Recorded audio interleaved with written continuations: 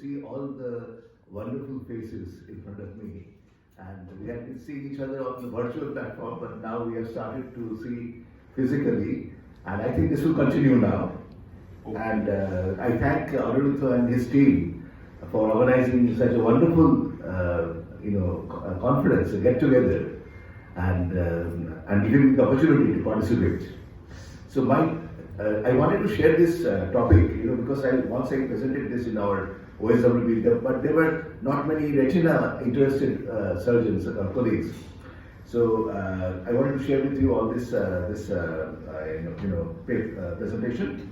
So macular telangiectasia type 2A was first described by Gass in the year 1968, and he described it as a retinal telangiectasia limited to the perifoveal region with no apparent cause, and he named it as idiopathic juxtafoveal retinal telangiectasia.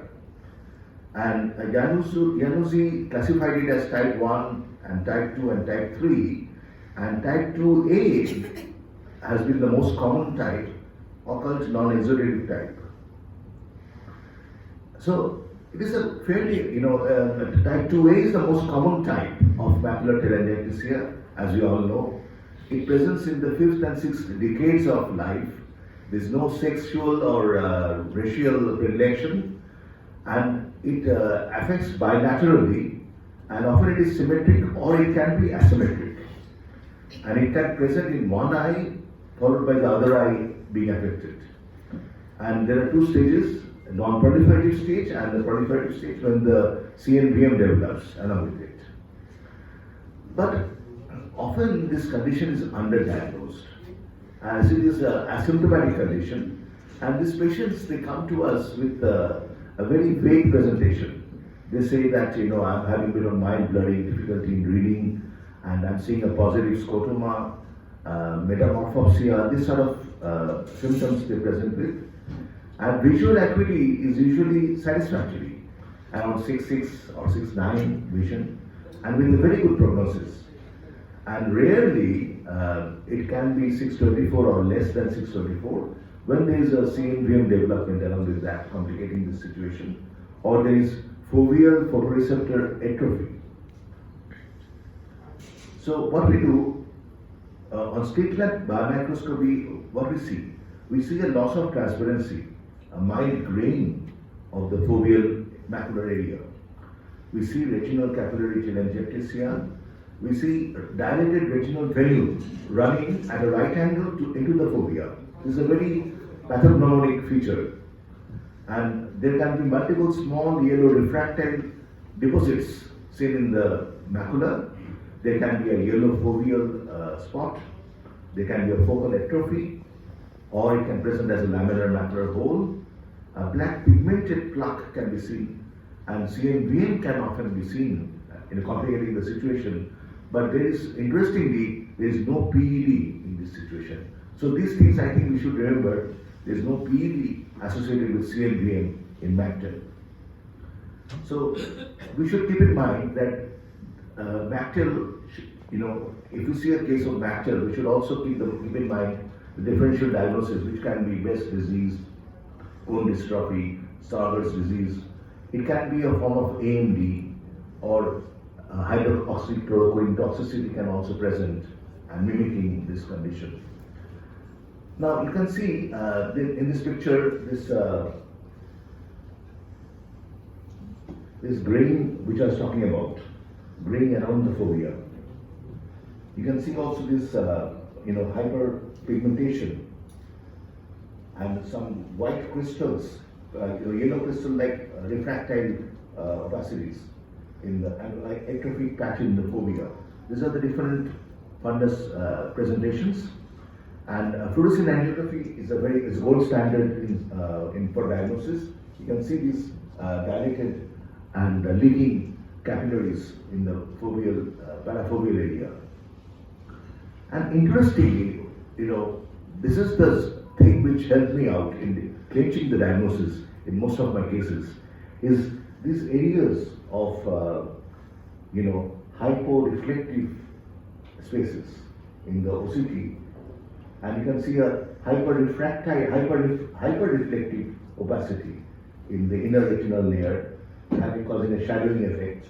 Can present as a subfoveal cyst, and over here you can see a full thickness hole, and it often this eyelid, it shows like a eyelid drape, having a total hyperreflective area seen in the retina.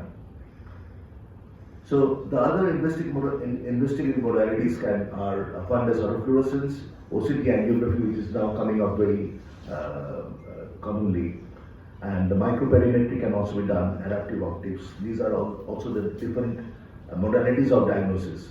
OCT angiography, you can see these areas of telangiectasia in the blood vessels. So after the multimodal imaging techniques have evolved, we have a better understanding of the disease. So it has been proved to be a primary neurodegenerative disorder causing macular pigment degeneration, depletion, and Muller cell loss. This is basically initially we used to think about it as a vascular etiology, but now it is mainly it has been found to be a neurodegenerative disease with a secondary vascular response in the form of a capillary telangiectasia, which occurs later, and there we often see these crystalline deposits, as I mentioned, which are the remnants of degenerative Muller cells. So, what I observed in my series, I found that 7 cases over a period of 18 months of 13 eyes, they presented to me as a macular telangiectasia type 2A. My diagnosis was based on clinical examination, state lamp biomicroscopy, OCT, and in some cases FFA. So the case number 1, this is a 58 years old female with no systemic illness, presenting in the right eye, sees by night vision, and sees by night vision in the left eye as well. But if you watch carefully, she presented with a very vague visual symptom and a slight graying area on the parafoveal temporal part of the fovea of macula. And interestingly on the OCT, what I found 2 areas of symmetric area of hyporeflective spaces, which are called cavitations.